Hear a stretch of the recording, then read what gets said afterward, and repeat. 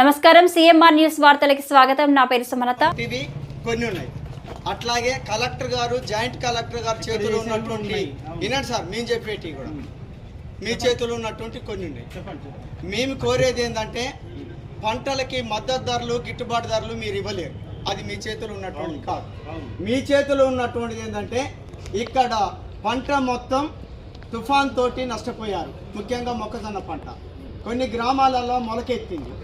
దాన్ని కొనుగోలు చేయటానికి సీసీఐ కేంద్రాలు అనేటువంటి వాటిని ఏర్పాటు చేయవచ్చు. అది మీ చేతిలో ఉన్నది. ఆ సీసీఐ కేంద్రం అనేది ఇల్లందు మండలంలో ముకుందాపురం, కొమరారం, టేకులపల్లి మండలంలో బోర్డు అనేటువంటి 3 కేంద్రాలు ఉన్నాయి. అవి ఏజెన్సీ ప్రాంతాలు. దాదాపు 1000 ఎకరాల మొక్కజొన్న వేశారు.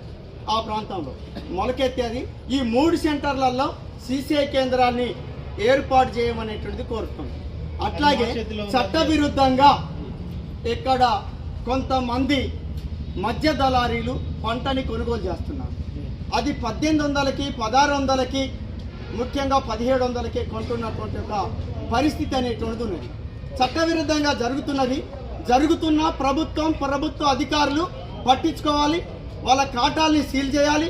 లేదా వాళ్ళకి లైసెన్స్ లేకుండా కొనుగోలు చేస్తే వాళ్ళ మీద కేసులు నమోదు చేయాలి. వాళ్ళని అరెస్ట్ చేసే